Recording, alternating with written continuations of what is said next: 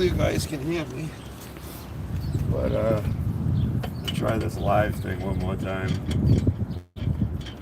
while I finish up this brake job.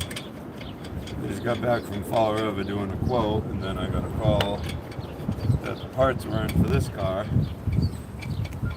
and I'm already half done with it. I figured I'll try to do the live thing again, and then I'll show you guys what I do all the time. Quickie brake jobs. Sometimes I get bigger work. About a month or so, I'll be having a real big job to do.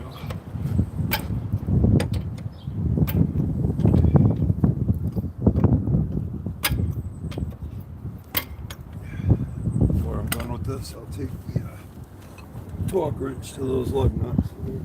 Like that.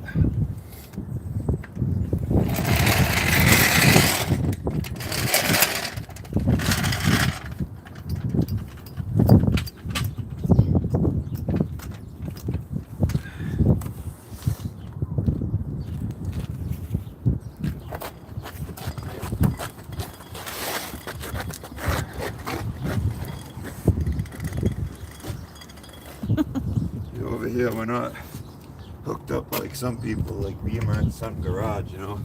I don't have an apparatus, I have a camera girl. I tell you, I really miss my impact gun.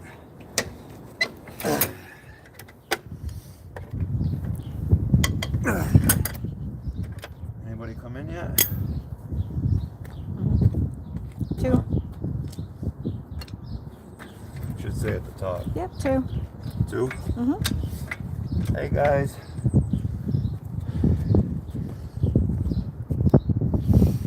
I'm glad you're here with us. Hope you can hear me.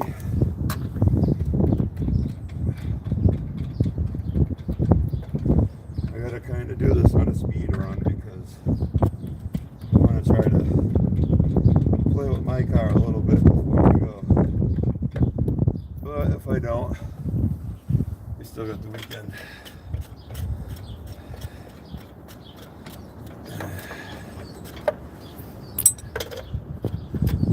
I really, really miss my impact gun.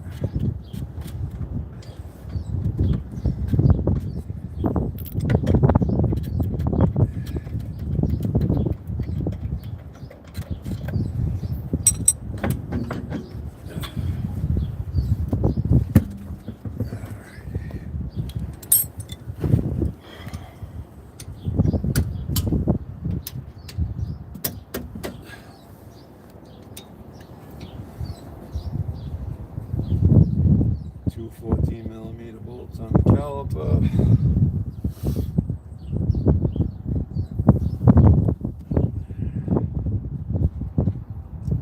Anybody saying anything yet? Can't see. No. I can barely see what the picture is. Oh, really? Was the sun in the way? The sun glares off the screen. Well, we can't see the comments because of the sun glare, but if you are commenting, I guess I'll see them after.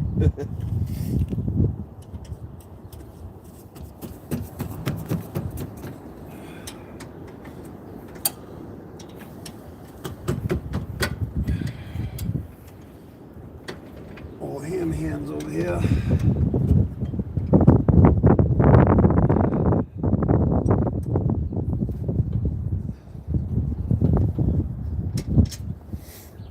Learned over the years, the best way to crack a bolt for you is to take the palm of your hand and just give it a good strike with the palm of your hand. If you got bitch hands, it won't work. I don't hold it against people for having, you know, my hands are like rocks. I've been doing this shit for years.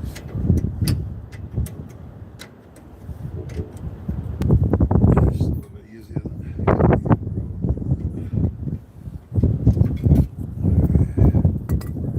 Looks like you're having some fun and it's all good. Just can't see who it's from.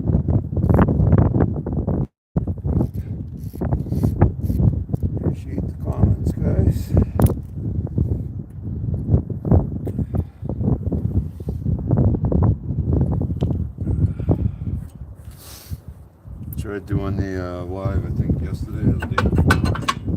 I don't know what I was doing wrong. I think it might have been because it asked me like the audience if it's made for kids, and I clicked no because I tend to swear sometimes, and yeah, I didn't want to get myself in trouble or anybody else in trouble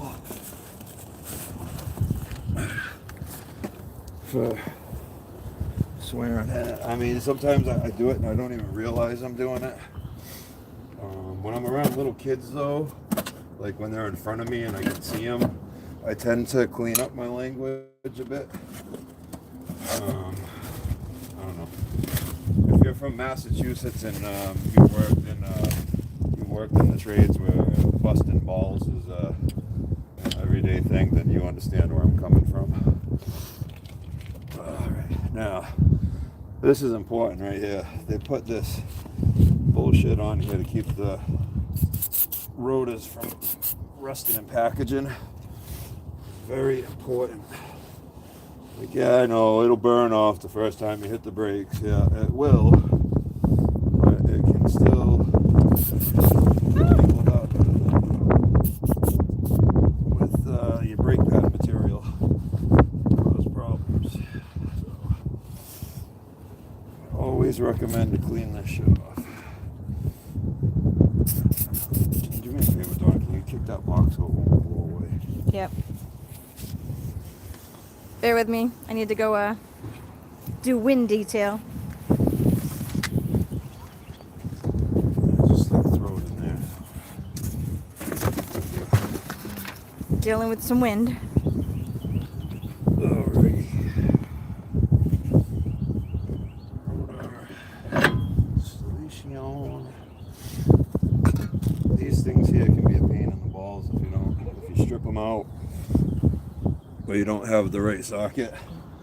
Usually what I'll do is I'll take a punch. If this gets stripped out, I'll take a punch, like a sharp punch, and I'll tap it with a hammer, and kind of like that type of deal. But these ones came apart really, really easy, so I didn't really have to fool around with it too much.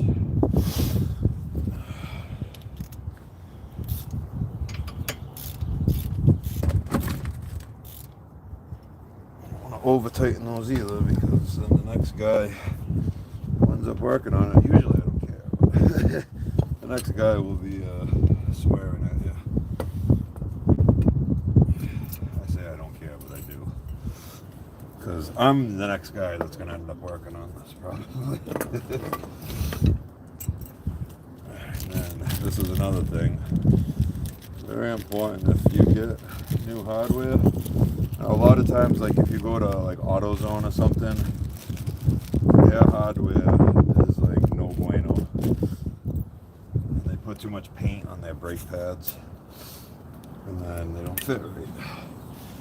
That's why I had her order these Bendix brake pads from rockauto.com. Just gonna find my thing of grease.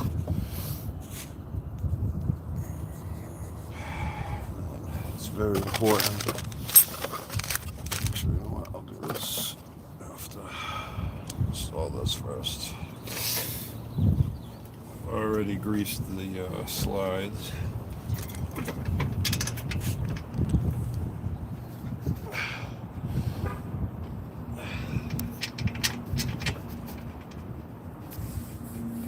Hello. Hello.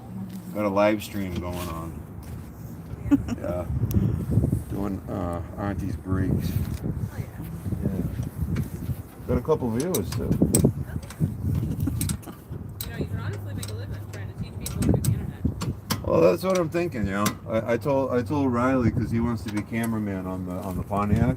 Yeah. I told him if the channel starts making money, I'll put it towards his, because he wants to work on computers and stuff.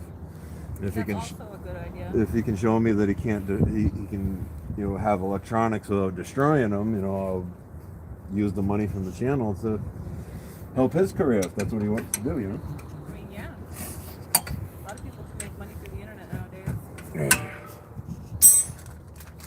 I'm just doing it for fun though. If it happens, it happens. Yeah. I'll come see you before I leave. Alright.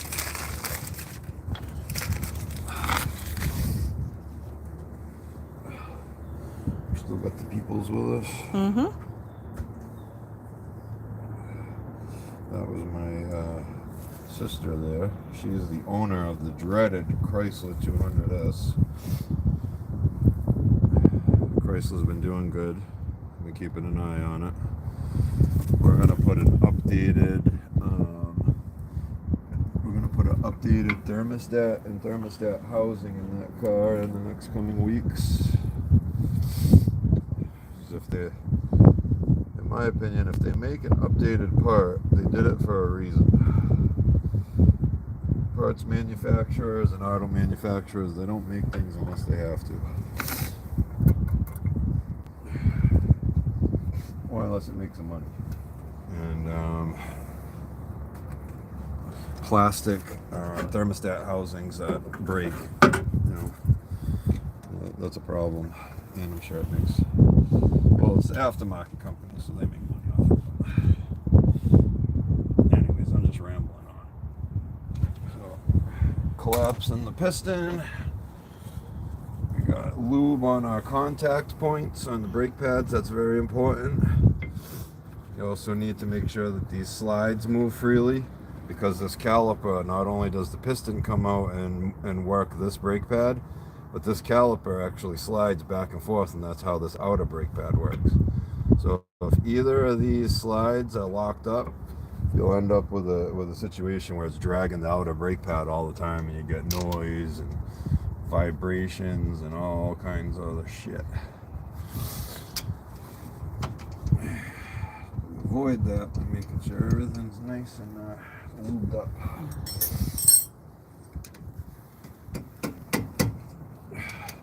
Not in a Rocky Dennis kind of way either.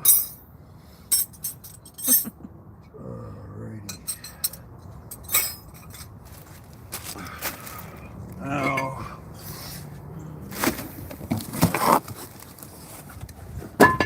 you're all installed. Just need to get this wheel behind you.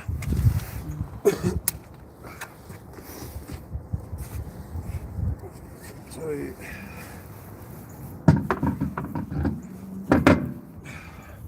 How long you figure that took me?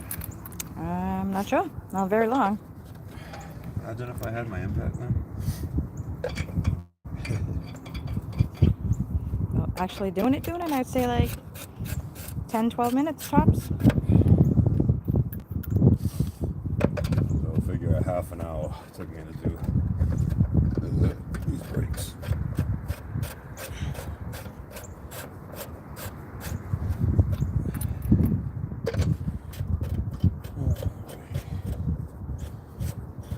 Beautiful day out today. Perfect weather for this kind of stuff.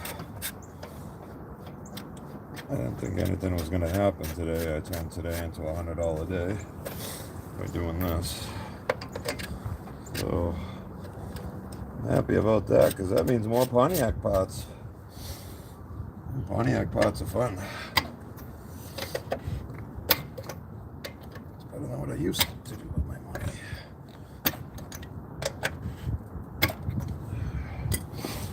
Alright. Now I gotta get my torque wrench.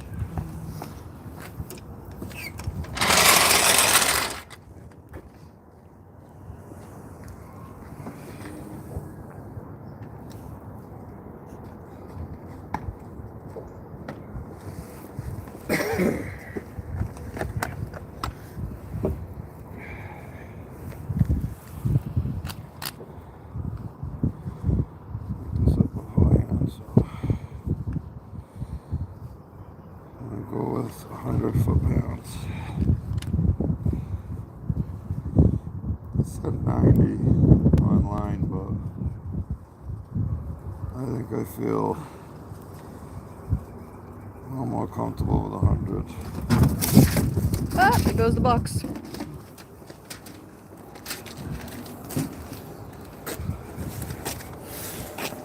Let me rectify this situation. The joys of the wind. That and my shaky hands. Sorry, everybody. There. We won't be blown away now.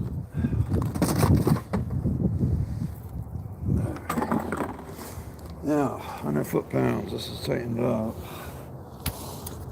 And always remember, guys, when you're done with the torque wrench, make sure you zero it out because there's a spring in here. And if you leave it tightened up like I got it now, when you're done with it, you'll collapse the spring and it won't be accurate anymore.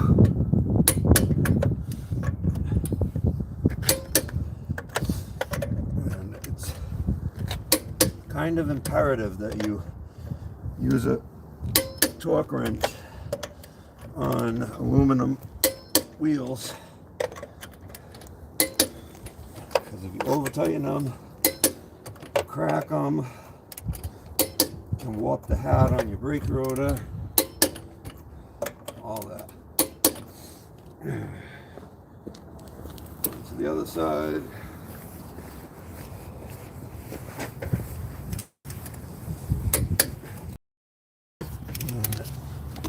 I always want to do a star pattern too. I don't want to just go around in a circle because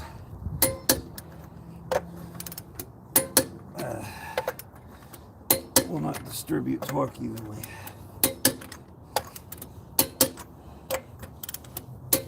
Alright.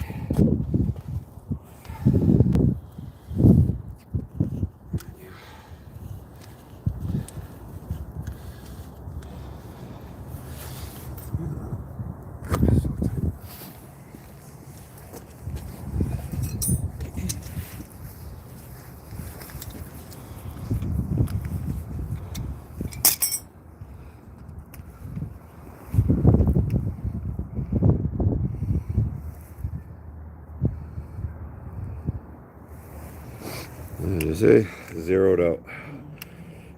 Make sure you zeroed out.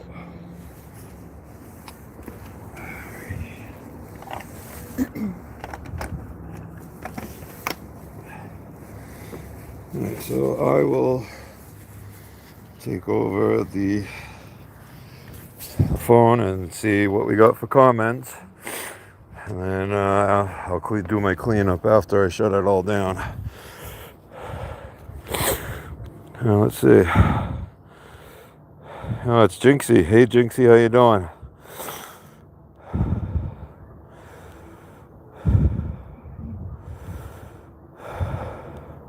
Yeah, plastic and engines, no bueno. Freaking German cars are the worst for that too. It's windy and stormy where you're at. Yeah, no, it's beautiful out here. Nice clear skies. Tomorrow's not supposed to be as good, but today is real nice. And yeah, that's the 200S. Yeah, that's the one I had to take the front end off of. I did the radiator on that over the last summer. But yeah, in a couple of weeks, because she had the top hose blow off on her, and in a couple of weeks we're gonna put a new thermostat housing on it because I think the thermostat isn't working right. Firebird's all bundled up. I was gonna try to get some brake line and fix that. I don't know if I showed it on video, but I got the master cylinder to come back to life on this, and I was trying to bleed the master cylinder out through the lines, and I busted off one of the lines. So I need to get a couple brake lines going up to the master. I'm not sure what the rest of them look like, so I'm trying to keep the cost on that stuff down right now because this car's eventually going to get blown apart in sections. I'm still up in the air whether I'm going to do the back stuff first, meaning like the frame rail repair and the small bits on the floor, or if I should do the front floor pans first and then move on to the back, because some of the rust is kind of around where the subframe mounts are, and I don't know. I don't want to jack the thing up and then have it collapse for some reason because I cut something apart and it loses its integrity. So I'm thinking that I should probably go from front to back. And yeah. But anyways, I'll call this a success. I appreciate you, Jinx, for stopping by and saying hi and leaving some comments. And you guys have a good one. I got to test drive this thing. But yeah, until the next time. This weekend I'll try to do another one when I'm working on the car. Take care.